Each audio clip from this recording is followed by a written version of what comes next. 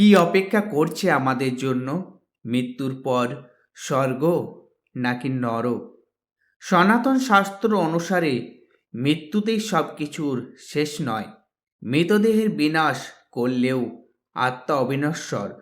জন্ম মৃত্যুর এই পৃথিবী ছেড়ে আমাদের সবাইকেই একদিন মৃত্যুর ঊর্ধ্বে যে জগৎ, সেখানে প্রবেশ করতে হবে। কিন্তু মৃত্যুর পর সেখানে কি অপেক্ষা করছে আমাদের জন্য, এই বিষয়টি স্পষ্টভাবে ব্যাখ্যা করা আছে গরুড় পুরাণে। 18টি মহাপুরাণের অন্যতম গরুড় পুরাণে বিষ্ণু তার বাহন গরুড় পক্ষীর কাছে জন্ম, মৃত্যু, জন্মান্তর ও মৃত্যুর পরের অবস্থা নিয়ে সব প্রশ্নের উত্তর দিয়েছেন। যমলোকের 4টি দরজা। গরুড় পুরাণ অনুসারে মৃত্যুর পর আত্মা দৈবী অবস্থা প্রাপ্ত হয় এবং যমদূতের সাহায্যে যমলোকের দরজায় এসে দাঁড়ায়। যমরাজের অধীনে থাকা যমলোকে প্রবেশ করার 4টি দরজা। আত্মা তার জীবদশায় যেমন কাজ করেছে তার উপর ভিত্তি করে ঠিক হয় কোন দরজা দিয়ে সে যমলোকে প্রবেশ করবে। কর্মফল অনুসারে আত্মার সামনে কোনো একটি দরজা খুলে যায়। জেনে নিন যমলোকের এই 4 দরজা সম্পর্কে। পূর্বদ্বার, পূর্ব, পশ্চিম, উত্তর, দক্ষিণ। যমলোকের এই 4 দিকে এই 4 দরজা অবস্থিত। দরজার সামনে আত্মা পৌঁছালে তার শুদ্ধিকরণ হয়। এরপর কর্মফল অনুসারে ঠিক হয় কোন দরজা দিয়ে আত্মা যমলোকে প্রবেশের অনুমতি পাবে। পূর্বদ্বার হল যোগী ও সিদ্ধ পুরুষদের জন্য। এই দরজা অত্যন্ত সুন্দর, হিরে, মণি, মাণিক্য খোদাই করা এই দ্বারে।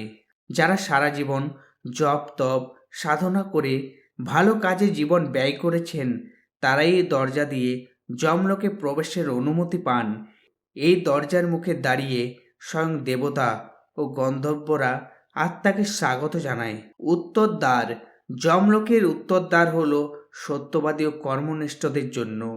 এই দরজা সোনার তৈরি ও মণিমুক্ত দিয়ে খোদাই করা। যারা নিঃস্বার্থভাবে বাবা মায়ের সেবা করেছেন, সারা জীবন সৎপথে থেকেছেন, দুর্বলকে দয়া করেছেন, তারা এই দরজা দিয়ে যমলোকে প্রবেশের অধিকারী। পশ্চিম দ্বার। যমলোকের পশ্চিম দ্বার দানশীল ও ধার্মিক ব্যক্তিদের আত্মার জন্য নির্দিষ্ট। যারা সারা জীবনকালে ধর্মের পথে থেকেছেন, তীর্থযাত্রা করেছেন এবং কারো অনিষ্ট চিন্তা করেননি, তারা মৃত্যুর পরে এই দরজা দিয়ে যমলোকে প্রবেশ করেন। আর দক্ষিণ দ্বার। গরুড় পুরাণে বর্ণিত যমলোকের দক্ষিণ দ্বারের বর্ণনা অত্যন্ত ভয়াবহ। এটি হলো নরকের দরজা।